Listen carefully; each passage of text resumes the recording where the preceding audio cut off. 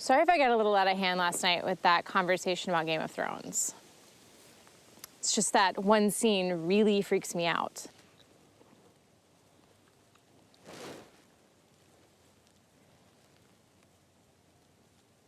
My mom had been sick for 5 years, holding on longer than the doctors expected. And on Christmas, she told me how she wanted to end her life. She asked me for permission. There's something about the certainty in her voice, how much pain she was in, and I said, okay.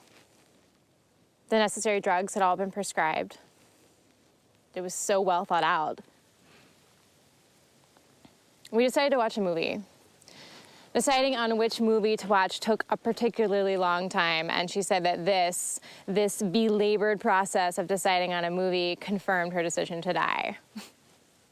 Halfway through, she took the first set of pills, and then 2 more every 30 minutes after.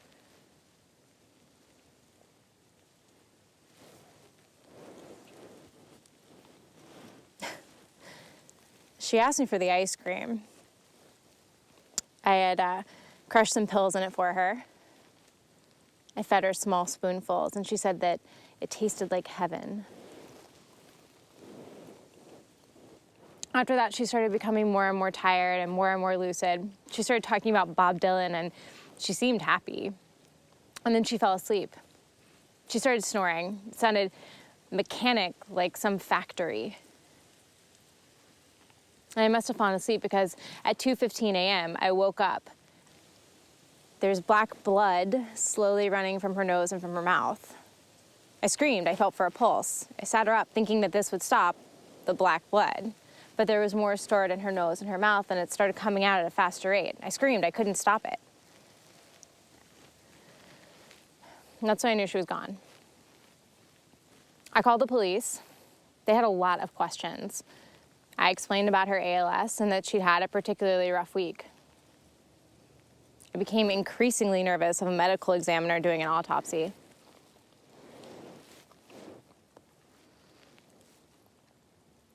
I was scared and frustrated, and mostly I was sad.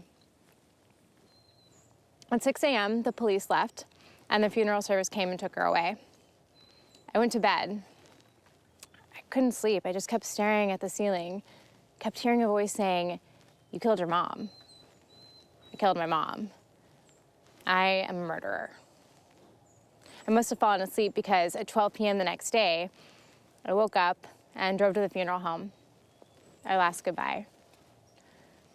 She was at peace. She was finally pain-free, and she was at peace. She's at peace.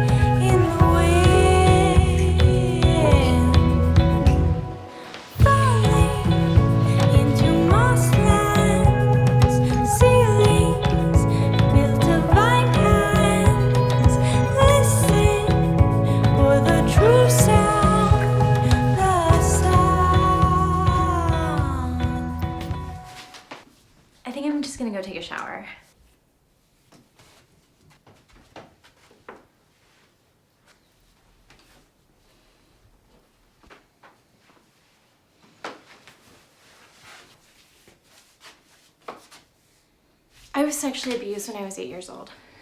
It was my cousin. It was my cousin, Noelle. She came to live with my family after her father lost his job. She was 16, and she started asking me all these questions like, do you think any boys are cute? Have you ever kissed any boys? I was 8, what the hell did I know? She started telling me all about her boyfriends, what she'd done with them, what the boys liked. She said, I'll show you what the boys like, and she kissed me, started touching me. I didn't know what to do. My mom was working a lot. She held my hand down and said not to tell anyone, that I would be a little liar and no one likes a liar. I didn't know what to do. She kept doing this, kissing me, touching me, making me touch her. We didn't have a lot of money. We had to sleep in the same bed. And one night, when she was touching me, I peed on her when her hands were inside of me. She yelled at me, and my mom came in, and I told her everything. And I don't remember what happened after that.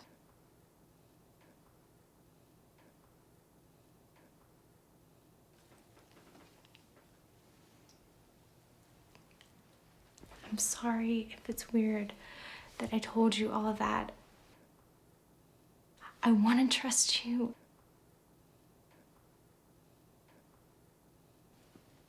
I really like you.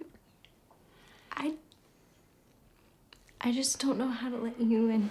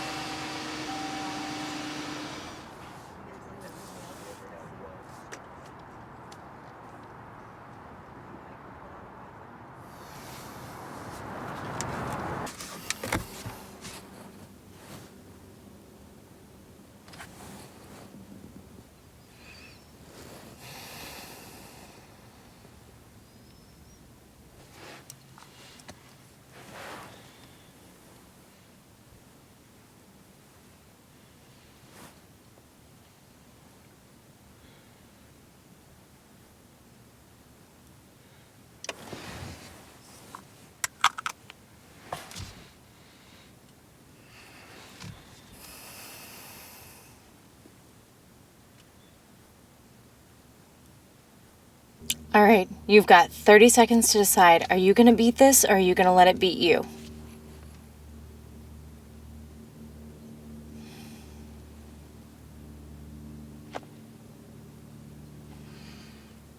I'm not supposed to be here right now, but I am. I'm tired and I don't want to keep bargaining with time.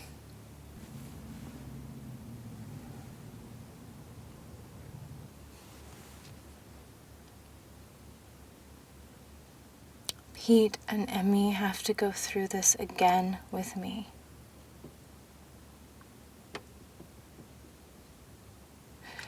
I will poison my body all over again. I'll shave my head. I'll lose my sense of smell, taste, the ability to eat, but it can't be for just one more day, one more month of a half-lived life.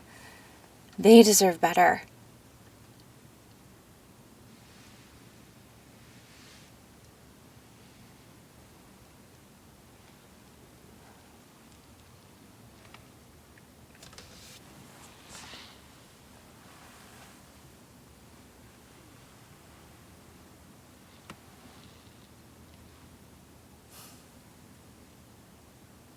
All right, here I am, and I'm gonna put 2 feet on the floor every single morning. I'm gonna kiss Emmy and tell Pete how handsome he looks in his suit. I'm gonna say hello to every single stranger I meet and eat birthday cake and make love like never before. I'm gonna laugh. I'm gonna look at myself every single day and say how grateful and how radiant I am, no matter how gray my skin is or how bald I am. I will love